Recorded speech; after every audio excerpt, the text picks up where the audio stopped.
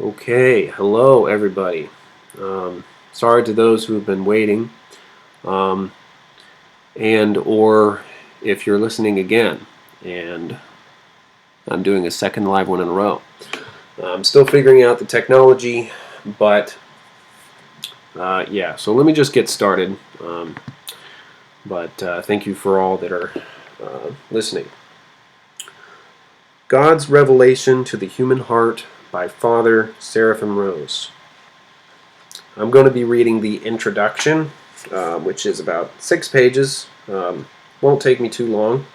But this is a kind of a test run, but I think I will leave it up. We'll see how it goes. Introduction by Hiram Oak Damascene.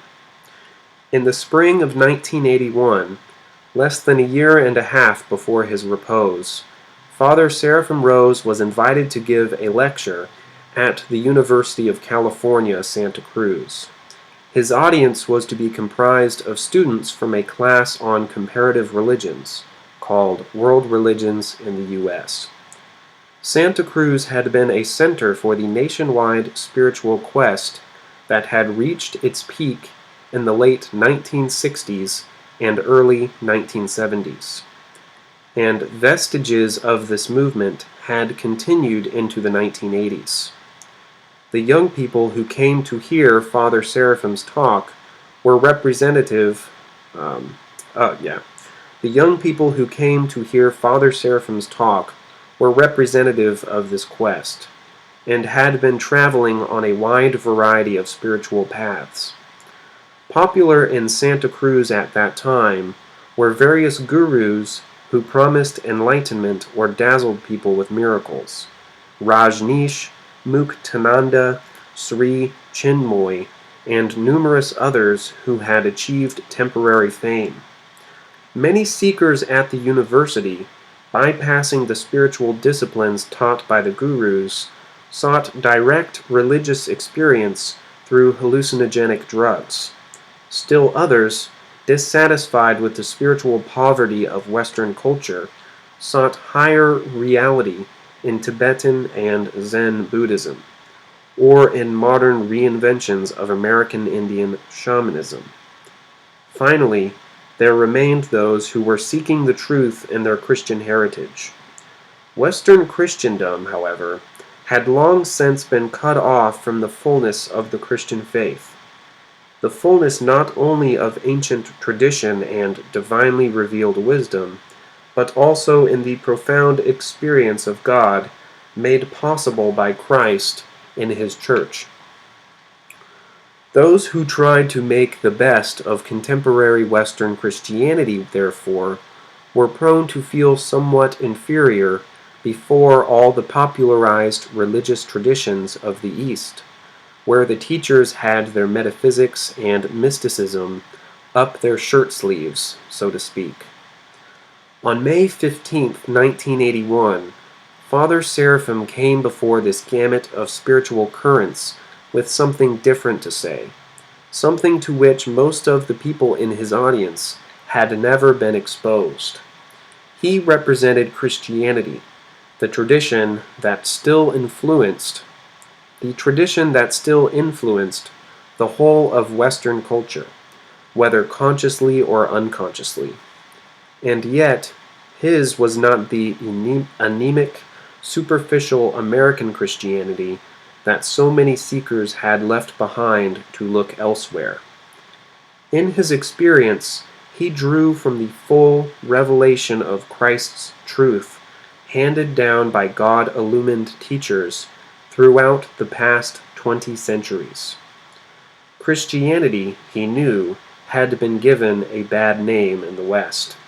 And yet, how many honest searchers, if they knew all that it actually was, would not hesitate to embrace it? Like the students whom he was addressing, Father Seraphim had once been an idealistic young American in search of the truth. Having rejected the Protestant religion of his formative years, he undertook a zealous study of East Asian wisdom, learning the language of ancient China in order to translate its religious texts. But the soul, as he later realized, naturally seeks a personal God, and thus he was led, almost in spite of himself, back to the all-compelling truth of Christ. Still, this conversion might have never taken place had he not discovered the Eastern Orthodox Church, which was all but unknown in Western society. This church, he understood, was indeed the historical church founded by Christ and his apostles, for it alone had retained the continuity and purity of ancient Christian teaching. However, it was not, first of all, the testimony of history that moved him to embrace the Orthodox faith, since other religions can also claim faithfulness to their historical origins. Rather, it was the fact that Orthodox Christianity alone satisfied his thirst for truth.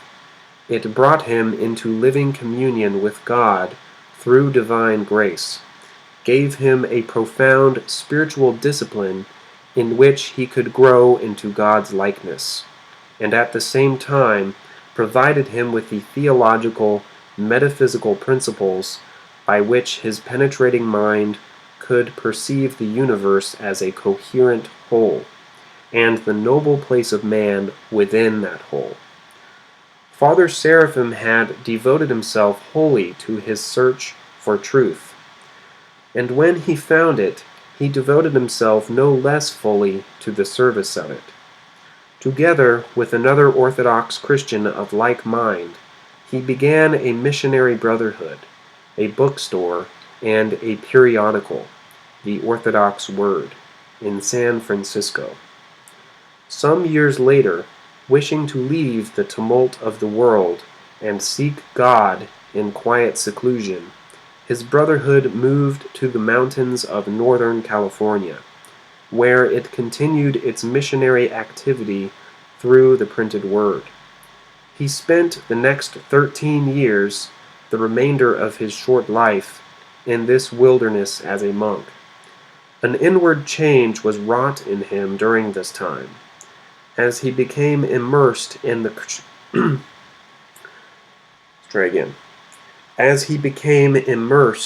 church's struggling a little bit, I apologize. As he became immersed in the church's cycle and rhythm of prayers, and in the timeless writings of the Holy Fathers. By diligently studying patristic texts with the purpose of practically using them for spiritual growth, he was able to think, feel, and believe as the early fathers had done, until at last became as one of them, a holy father of modern times, one of the rare transmitters of unchanging Christian wisdom to the contemporary world. Such was the caliber of the man who sat before the group of students at the Santa Cruz University.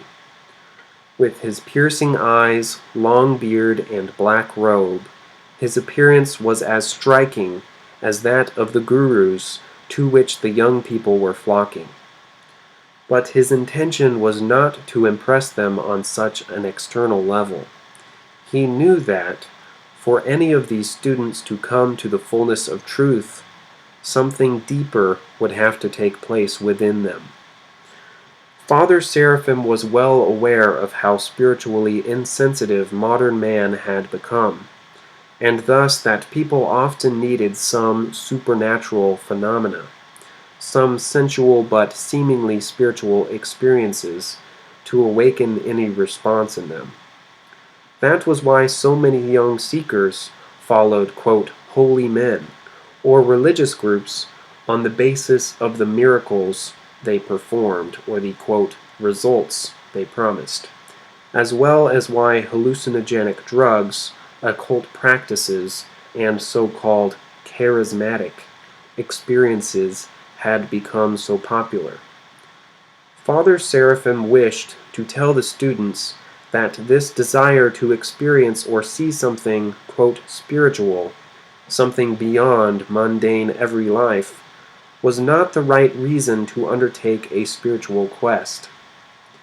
If one is honest, one will seek nothing but the fullness of truth, as Father Seraphim himself had done, and will not stop at a state where only a portion of the truth is present, eliciting a deceptive feeling of satisfaction.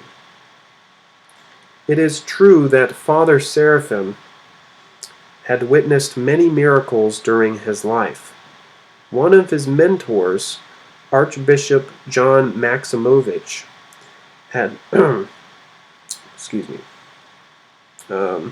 One of his mentors, Archbishop John Maximovich, and the note down below says, Archbishop John was canonized by the Russian Orthodox Church outside of Russia in 1994 as Saint John of Shanghai and San Francisco. Yes, this Archbishop John Maximovich had been a worker of wonders in the same way that the first apostles had been. Father Seraphim would tell the students of some of these wonders, but he would do this only to lead them towards deeper considerations. His ultimate aim, of course, was to awaken people to that which they truly desired, the living Christ. He recognized that, for all the spiritual denseness of contemporary Western man, the basic process of his conversion was no different from what it had been in past ages. Conversion takes place when something in the heart is touched, when the heart begins to burn at being in contact with God-revealed truth. Before this can take place, however, the person often has to feel an absence of this truth, and to actually experience suffering as a result of this want. People in the affluent Western world often have this feeling of spiritual torment suppressed from their consciousness. So occupied are they with physical comforts and stimulations. In countries where people are deprived of freedom and comfort, on the other hand, the spiritual hunger of man becomes more immediate and desperate. Therefore, Father Seraphim realized people in the free world have an important lesson to learn from those behind the Iron Curtain concerning the awakening of religious faith. But could the former people, living in what might be called a fool's paradise, translate the real and essential experience of the latter into a form that they could even begin to understand? Father Seraphim hoped so, for he knew that, without a knowledge of Golgotha and the cross, one could never come to a real knowledge of Christ, the incarnate God, who is the resurrection and the life. John 11:25. One of Father Seraphim's intentions in speaking to the students was to show them that spiritual life was not just something to be enjoyed, but rather a kind of battleground where the soul becomes purified through suffering. To many of the students this was a novel concept, for who of the modern-day religious figures, wishing to gain a popular following, would have called people to a way of ceaseless suffering and struggle? Such, however, was the way that Christ himself went and beckoned men to follow. And Father Seraphim, indicating this narrow path in the course of his lecture, moved some of his listeners to take up their crosses and follow it. Unfortunately, judging from the questions he was asked afterwards in his lecture, The majority of the students seemed to somehow miss the point. He had been speaking about the elemental reality of Christian life, what it means to be converted in one's heart and transformed by Christ. He had called the search for truth a matter of life or death. In contrast to this urgency, many of the questions he was asked appeared to be motivated by little more than idle curiosity. He was put on the spot with questions about what he thought of various Christian bodies, about where he thought the Holy Spirit was and was not, about the 1,000,001 little differences between Orthodoxy and Roman Catholicism, and etc. As if his questioners were trying to categorize what he said, rather than let themselves be moved by it. What is inspiring is that, even when he was compelled to answer these questions, he continued to speak the truth in love, as he had done during his lecture, and to draw people's minds towards a more spiritual way of understanding things. All right, this reaches the conclusion of the introduction of God's revelation to the human heart by Father Seraphim Rose. Thank you for all that were listening, and thank you, ICXC Club. God bless you as well, and yeah, I hope you all have a wonderful day. Expect more of these soon. I'm going to try to finish this work. This one is like 50 pages, starting, yeah, it's like 50 pages total. So I should finish it pretty soon and then be able to get back to the Orthodox survival course. Just wanted to take a little break and try something new. But yeah, so I hope you all have a wonderful day. Thank you and God bless.